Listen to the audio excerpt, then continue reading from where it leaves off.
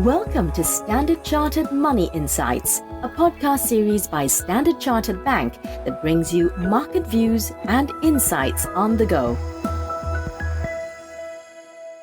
Hello everyone, my name is Steve and welcome to this week's Through the Noise podcast.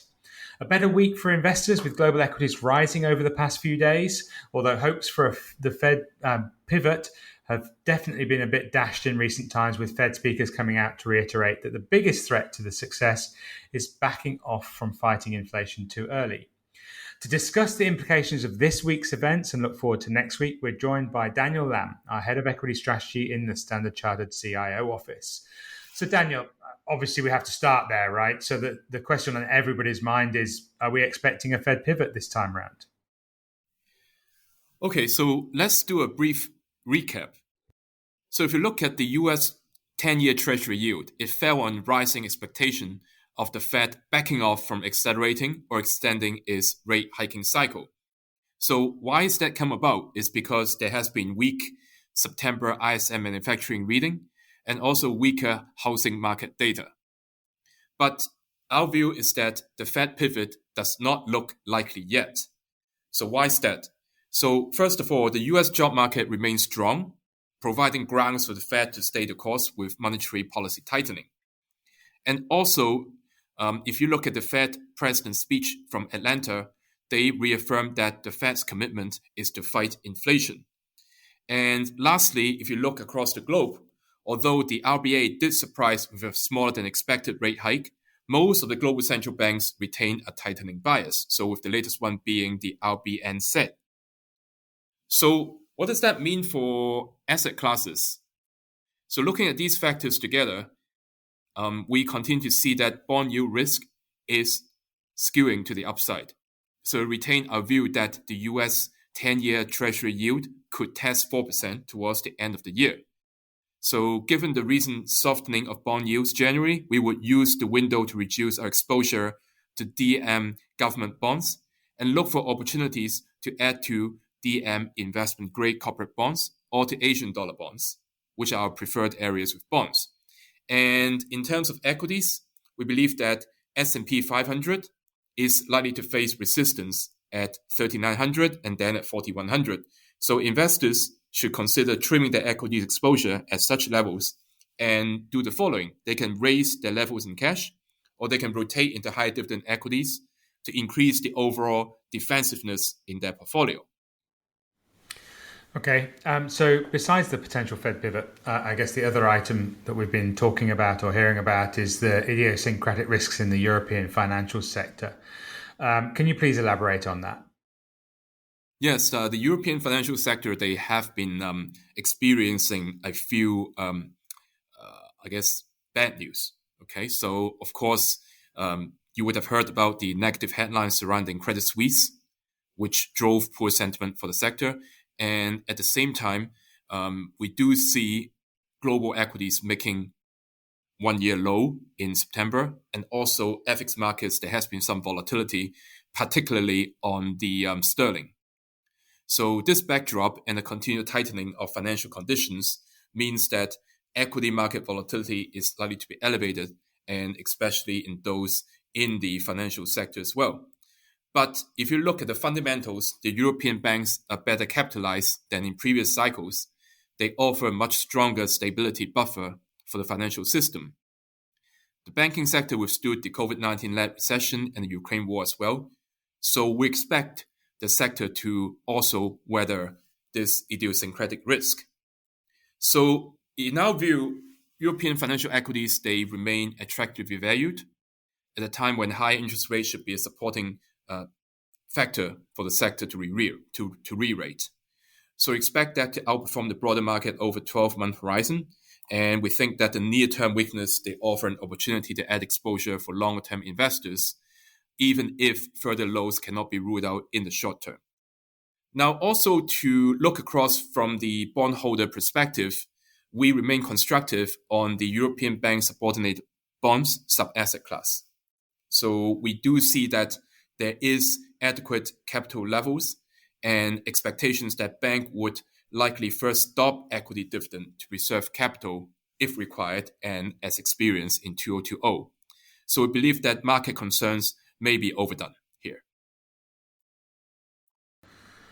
Okay, so let's move to FX. So you sort of alluded to it earlier that RBI hiked policy rates by less than expected, so only doing 25 basis points instead of the consensus 50 basis points. That's obviously been against the recent trend for interest rate expectations to be revised higher.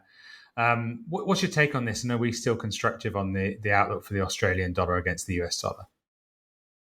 Okay, so right, let's do a brief recap here. So the RBA did signal that it is still likely to continue hiking rates. It could be at a slower pace than before, but it's still likely to continue doing that. And it would have the opportunity to assess the impact of the rate hike so far, given that typically the impact gets reflected on the economy with a lag. So the key factor to watch out for is the real estate market, given the majority of the loans in Australia have variable rates.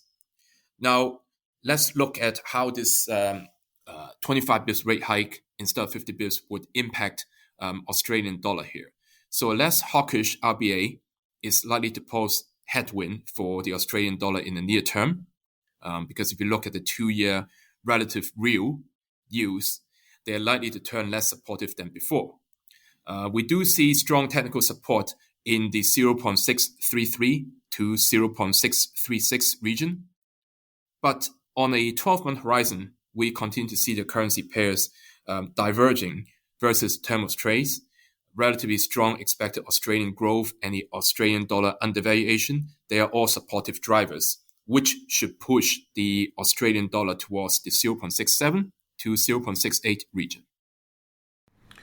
Okay, finally, let's look at commodity markets and oil. So obviously we saw OPEC Plus cutting production this week. So I think that took markets a little bit by the surprise. So what's the outlook for oil prices now? Okay, so the OPEC Plus, they surprised market with a relatively large output cut of 2 million barrels per day starting in November. And the producers arguing that the move was necessary to protect the industry and their own economies from slowing global growth. So this was the largest output cut since the pandemic in 2020. The actual cut to output is likely to be smaller than this, given the producers were struggling to meet prior output targets.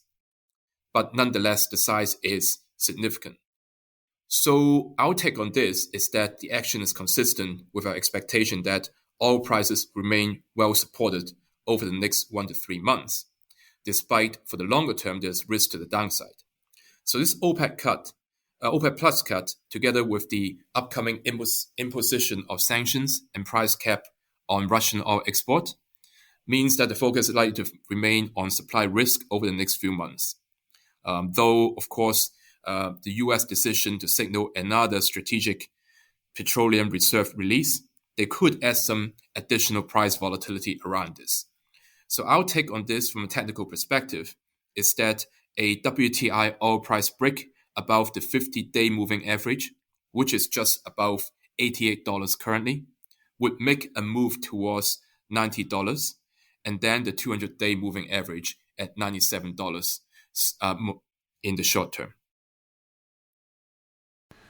Okay, well, thanks very much, Daniel, for talking to us today. Clearly, the picture is highly uncertain, especially in the short term. We do, obviously, from a long-term perspective, I guess, from a CIO office perspective, we believe that the weakness we're seeing at the moment is creating significant opportunities for long-term investors across the major asset classes. In the short term, of course, we do have that preference for investment-grade corporate bonds in the developed world and in Asia. I guess key things to watch out for next week. Obviously, we've got US inflation. So that's going to be really important. Core inflation is expected to tick higher, headline lower. And then we've got some key policy statements coming out from European Central Bank policymakers as well. So that sort of fits into things to watch out for about what we've discussed today. Thank you, listeners, for listening in. And remember that if you'd like more details on our views, please do stop by our LinkedIn page for a regular schedule of insights from the CIO office, or ask your relationship manager for a more detailed set of reports.